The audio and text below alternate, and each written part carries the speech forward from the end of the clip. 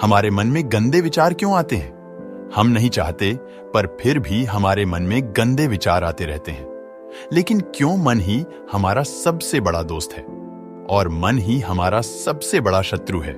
जब हम अपने मन के हिसाब से चलते हैं तो मन हमें भटका देता है, और जब हम मन को संतुलित कर लेते हैं तो हम अपनी जिंदगी में सब कुछ का लेते हैं। हम हमारे मन में आने वाले गंदे विचारों को रोकने की कोशिश करते हैं, पर जितना हम रोकते हैं उतने यह विचार हमारे अंदर प्रवेश करते जाते हैं। आप जिस चीज से जितना दूर भागोगे उतना ही वह चीज आपको अपने पास लेगी। इसीलिए उसे चीज से भागो मत, उसे पर संतुलन कायम करो। एक बार एक युवक गौतम बुद्ध के पास आया और गौतम बुद्ध से बोला कि हे बुद्ध, मेरे मन में इतने गंदे विचार क्यों आते हैं?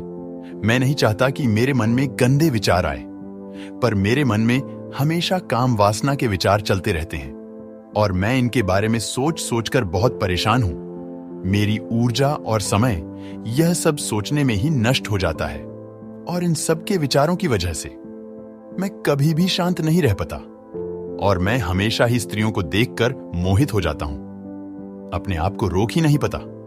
बुद्ध मुस्कुराए और बोले, क्या तुम्हें पता है यह काम वासना होती क्या है? फिर लड़के ने उत्तर दिया और कहा, बुद्ध, मैं यह तो नहीं जानता कि काम वासना होती क्या है, पर हां, ये जो भी है बहुत बुरी चीज है। फिर बुद्ध ने उसे युवक से कहा कि सबसे पहले तो तुम यह समझना है कि प्राकृतिक रूप से जो भी चीज हमारे अंदर है वह बुरी नहीं है।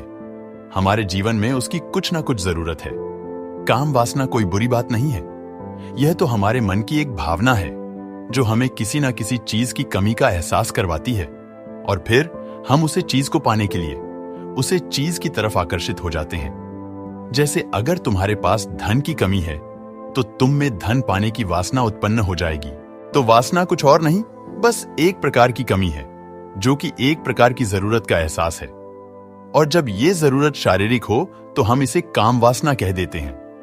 युवक ने गौतम बुद्ध को कहा कि बुद्ध, मुझे काम वासना का मतलब तो समझ में आ गया, पर आप मुझे यह बताइए कि यह आती कहां से है, कैसे आती है?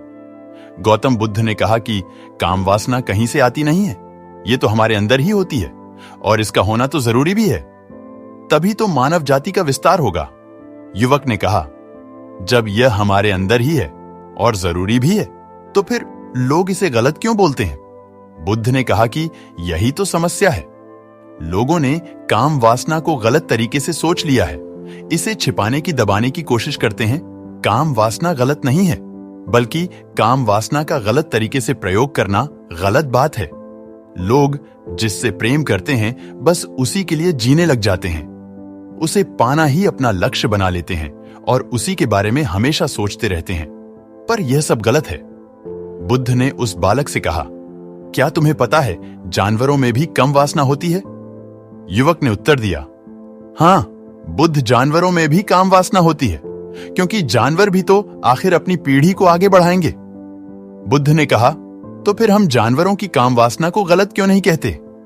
युवक ने कहा, मुझे नहीं पता महात्मा, आप ही मुझे बताइए।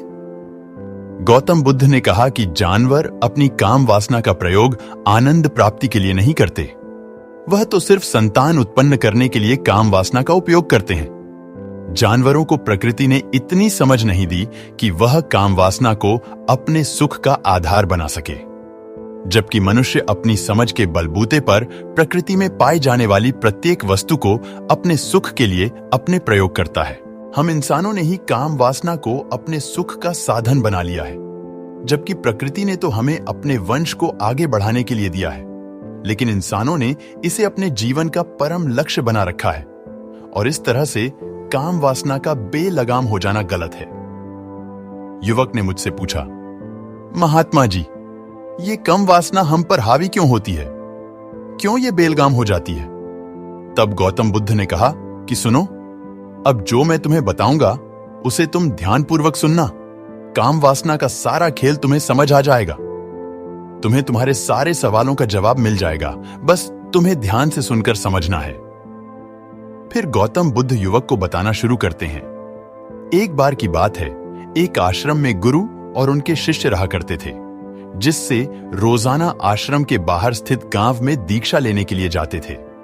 उस आश्रम का एक शिष्य जिस गांव में भिक्षा लेने जाता था, उस रास्ते में एक नदी पद्धति थी जिससे रोज उसी रास्ते से भिक्षा लेने जाता था। एक दिन उसने देखा कि एक लारका पेड़ के पीछे छिपा है। वह उस लारके के पास गया और उससे जाकर बोला, भाई तुम इस पेड़ के पीछे छिपकर क्या देख रहे हो? लार्क ने कहा, अरे तुझे नहीं दिख रहा क्या कि मैं क्या देख रहा हूं? तब शिष्य ने नदी की तरफ देखा तो वहां पर कुछ लारकियां पानी भर रही थी। वो लारकियां 14-15 साल की होगी। तब उस लारके से कहा, अरे भाई वहां पर तो लारकियां पानी भर रही है, इसमें छिपकर देखने वाली क्या बात है? तब वो लार्क शीशे की तरफ देखकर उससे कहता है, अरे पागल तुम्हें दिखाई नहीं दे रहा क्या कि कैसे ये परियां नदी से पानी निकल रही है? जरा उनकी अदाओं को तो देखो, उनके कोमल शरीर को देखो, उनकी पतली कमर मटके को उठाते समय बाल खाती है और उनके बाल उनकी कमर पर कैसे लहरा रहे हैं मानो सुंदरता बिखरी पड़ी हो। जिससे वह फिर नदी की तरफ देखा और इस बार वह इससे देखता ही चला गया।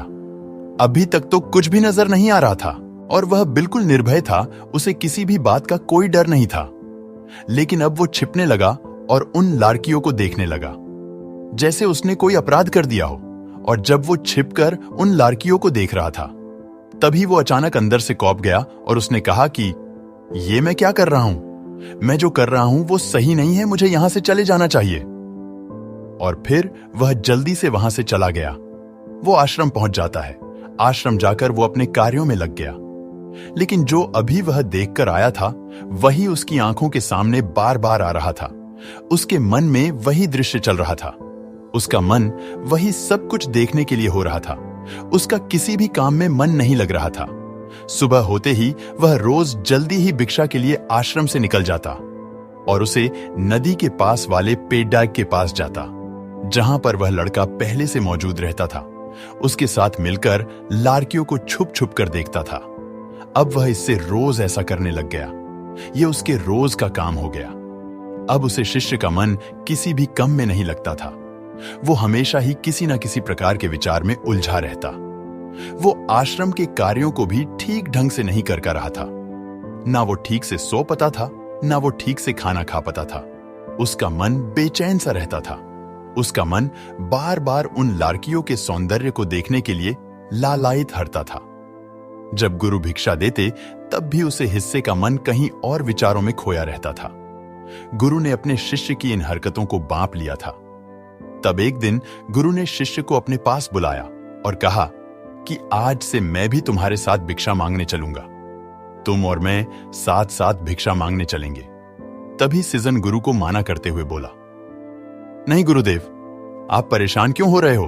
मैं अकेला ही ठीक से भिक्षा मांग सकता हूं। गुरु ने शिष्य से कहा कि ठीक है, तुम अकेले ही भिक्षा मांगने जाओ। जिससे तुरंत वहां से भिक्षा मांगने के लिए निकल गया। हिस्से को जाने के बाद गुरु भी आश्रम से निकल गए और शीशे का पीछा करने लगे कि वो कहां जाता है, किस मिलता है। यह सब देखने के लिए उसके पीछे पीछे चलने लगे। थोड़ी दूर जाने के बाद गुरु ने देखा कि उनका शिष्य एक लार्क के साथ एक पेड़ के पीछे अपराधी की तरह छिपा हुआ है और छिपकर कुछ देख रहा था। गुरु भी अपने शिष्य के पीछे जाकर खड़े हो गए कि आखिर उनका शिष्य क्या देख रहा है, जिसे देखने के लिए वो पेड़ के पीछे अपराधियों की तरह छिपा पड़ा है। गुरु ने देखा कि उनका शिष्य पेड़ के पीछे छुपकर लाड़कियों को देख रहा था, जो कि नदी से पानी भर रही थी। तभी गुरु ने शिष्य को कहा कि तुम क्या देख रहे हो? अपने गुरु की आवाज सुनकर वह इससे घबरा गया और उसके पसीने छूटने लगे। वह थर-थर कांपने लगा, जैसे किसी चोर को चोरी करते समय रंगे हाथों पकड़ लिया हो। उसकी हालत खराब हो गई। वो कुछ भी नहीं बोल कर रहा था। दूसरा जो शिष्य के साथ था वहां से भाग गया। जिससे घबराया हुआ था उसके मुंह से कुछ टूटे फूटे शब्द ही बाहर निकल रहे। वो अपने गुरु से नजर भी नहीं मिला रहा था। गुरु ने शिष्य की तरफ देखा और कहा कि मेरा शिष्य तो निर्भय था, उसे तो किसी भी चीज का डर नहीं था, लेकिन ये क्या तुम तो डर के मारे कांप रहे हो? जिससे शिष्य गुरु से कहा कि मुझे माफ कर दो गुरुदेव, मेरा इसमें कोई दोष नहीं है। उस लड़के ने मुझे बहका दिया था, लेकिन आपसे मैं वादा करता हूं कि आज के बाद मैं ऐसा कभी दोबारा नहीं करूंगा। मुझे माफ कर दो गुरुदेव। गुरु ने शिष्य से कहा कि कोई बात नहीं, पर इस बात का तुम ध्यान रखना कि हम जैसी संगति करते हैं वैसा ही फल हमें प्राप्त होता है। उसके विचार हमारे अंदर प्रवेश करते हैं। इसीलिए अच्छी संगति करो जिससे तुम्हारे अंदर अच्छे विचारों का प्रवेश हो। फिर गुरु और शिष्य आश्रम लौट आए और फिर से आश्रम के कार्यों पर ध्यान देने लगा। उसने उस रास्ते को छोड़ दिया और दूसरे रास्ते से जाने लगा। वो अपने काम को ध्यान से करता, लेकिन धीरे धीरे उसके अंदर क्रोध उत्पन्न हो गया और फिर वो दूसरे पर क्रोध करने लगा और बेचैन रहने लग गया। अब वो सही समय पर भोजन भी नहीं करता था। वो भोजन भी बहुत कम खाता था। एक रात गुरु शीशे के पास आए और उसे बोले कि अब तक तुमने कितनी बार अपना वादा तोड़ दिया। यह सुनकर शिष्य अपने गुरु के चरणों में गिर गया और रोने लगा। रोते रोते ही उसने गुरु से कहा कि गुरुदेव, मैं कई बार अपना वादा तोड़ चुका हूं, फिर वादा कर लेता हूं, लेकिन हर बार मैं वादा तोड़ देता हूं। मेरा मन मेरे नियंत्रण में है ही नहीं। मैं बहुत कोशिश करता हूं कि मैं अपने मन से सारे बुरे विचारों को निकल दूं, लेकिन मैं चाहकर भी ऐसा नहीं कर पा रहा हूं। फिर गुरु ने शिष्य को कहा कि चलो मेरे साथ। गुरु शिष्य को आश्रम के बगीचे में लेकर गए और किसी से कहा कि देखो, यहां पर कुछ बनी हुई है जिससे नदी का पानी इन पौधों तक आ रहा है और यह पानी एक निरंतर भाव से आ रहा है। क्या तुम इस पानी के बहाव को रोक सकते हो? शिष्य ने कहा कि हां गुरुदेव, मैं इस बहाव को रोक सकता हूं। फिर शिष्य ने मिट्टी उठाकर उस नाली में डाल दी। वो पानी थोड़ी देर के लिए रुक गया और फिर थोड़ी देर बाद उसे रेत के ऊपर से पानी आ गया। गुरु ने शिष्य से कहा, अरे ये क्या? ये तो पानी रुका ही नहीं। फिर से कुछ कंकर पत्थर उठाकर उसे नाली में डाल दिए और फिर थोड़ी देर के लिए पानी रुक गया, लेकिन फिर थोड़ी देर बाद ही उन कंकड़ पत्थर के ऊपर से पानी निकल आया। फिर गुरु ने कहा कि इससे क्या हुआ? पानी तो फिर से आ गया। तुम तो बोल रहे थे कि तुम इसे रोक दोगे। क्या हम किसी काम को रोकना चाहे तो क्या हम उसे रोक नहीं सकते? तब शिष्य ने कहा, कोई बात नहीं गुरुदेव, मैं इस पानी को तो आपको रोक के दिखाऊंगा। फिर से एक बड़ा सा पत्थर लेकर आया और उसे नाली पर डाल दिया और पानी रुक गया। तब शिष्य से कहा कि देखा गुरुदेव, मैंने कहा था ना कि पानी को मैं रोक दूंगा। मैंने पानी को रोक दिखाया। आपकी बात मैंने पूरी कर दी। गुरु मुस्कुराए और बोले, अच्छा, जरा ध्यान से देखो, पानी रुक गया क्या? वो तो पीछे की नाली तोड़कर बाहर आ गया और अगल बगल से बह रहा है। और ध्यान से देखो, इस पत्थर की आगे भी आ गया और ये पानी अपना रास्ता बदलकर फिर से आगे की तरफ बह जाएगा। और फिर थोड़ी देर बाद ऐसा ही हुआ। फिर गुरु ने शिष्य को समझाया कि तुम्हारे साथ भी तो ऐसा ही चल रहा है। तुम बार बार प्रयास कर रहे हो, बड़े से बड़ा प्रयास कर रहे हो, पर हर बार तुम्हारा प्रयास टूट रहा है और यह हमेशा टूटता ही रहेगा। तुम कितना भी बड़ा पत्थर रख लो, लेकिन पानी तो अपना रास्ता बना ही लेगा। यह सब देखकर शिष्य से कहा कि गुरुदेव, क्या कोई तरीका नहीं है जिससे मैं गंदे विचारों से बाहर निकल सकूं और यह मेरे मन में आए ही नहीं? गुरु शिष्य को एक नदी के पास ले गए जहां से उसे बगीचे में पानी नहीं आ रहा था। गुरु ने शिष्य से कहा, वो पानी इसी नदी से जा रहा है। अगर हम यहीं से उसे रास्ते को बंद कर दें जहां से पानी बगीचे में जा रहा है, तब क्या हम पानी को रोक नहीं सकते? जिससे शिष्य ने कहा कि हां गुरुदेव, अवश्य ऐसा हो सकता है। मैं इस पानी को यहीं से बंद कर देता हूं, तब आगे की नाली में पानी जाएगा ही नहीं और फिर बगीचे में पानी जाएगा ही नहीं। फिर से इन्हें नदी से जाने वाले रास्ते को बहुत मेहनत करके पत्थर और मिट्टी डाल डालकर बंद कर दिया और शिष्य से कहा कि गुरुदेव, मैंने पानी को बंद कर दिया है, अब यह पानी बगीचे में जाएगा ही नहीं। तब गुरु ने कहा, किसी तरह से अगर पानी बगीचे में नहीं जाएगा तो पेड़ पौधों को पानी कहां से मिलेगा? उन पेड़ पौधों को तो पानी की आवश्यकता है और उन पेड़ पौधों में कुछ पेड़ पौधे तो ऐसे हैं जिनको रोज पानी की आवश्यकता है। वह तो मुरझाकर मर ही जाएंगे। उनका क्या होगा? पानी तो हमें खोलना ही होगा। जिससे गुरु की बात सुनकर वापस नदी से जाने वाले पानी का रास्ता खोल दिया। तब गुरु ने शिष्य से पूछा, जिससे अगर हम इस नदी के पूरे पानी को बगीचे की तरफ मोड़ दे तो क्या होगा? तब उसने जवाब दिया कि गुरुदेव, वहां पर जितने भी पेड़ पौधे हैं वो गलकर नष्ट हो जाएंगे, वहां पर कुछ नहीं बचेगा।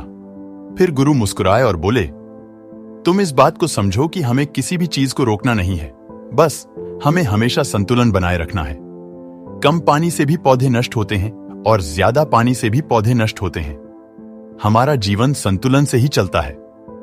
गुरु ने शिष्य से कहा कि अगर मैं तुम्हें कुछ कहूं कि तुम आम के बारे में मत सोचो, तो तुम्हारे मन में सबसे पहले किसका चित्र आएगा?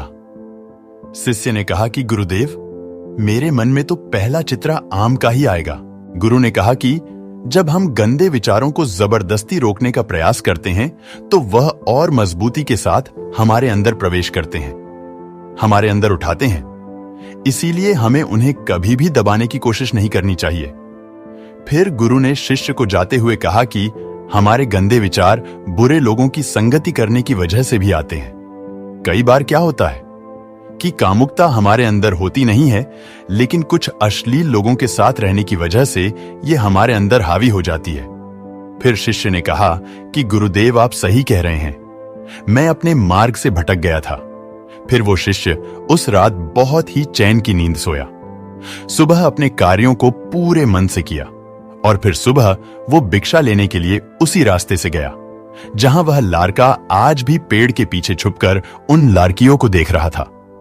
वो शिष्य नदी पर गया जहां वह लारकियां पानी भर रही थी। उसने उन लारकियों से पानी मांगा। उन लारकियों में से एक लारकी ने उसे पानी पिलाया और उस सन्यासी शिष्य के चरण छुए शिष्य ने उसे आशीर्वाद दिया कि तुम्हारा कल्याण हो।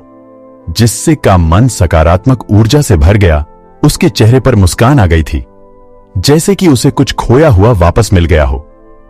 वह वापस अपने रास्ते से जाने लगा, तभी पीछे से वह लारका आ गया जो पेड़ के पीछे छुपा हुआ था। वह शिष्य के पास आया और बोला कि क्या बात है, आज तो तुमने नजदीक से दर्शन कर लिए, तुम तो मुझसे भी आगे निकले। तब शिष्य ने कहा कि हम हमेशा दूसरे के दर्शन करने में ही व्यस्त रहते हैं, अपने दर्शन कर ही नहीं पाते। तुम कब तक इस पेड़ के पीछे छुपाते रहोगे? किसी को पसंद कर लो, उससे बोल दो।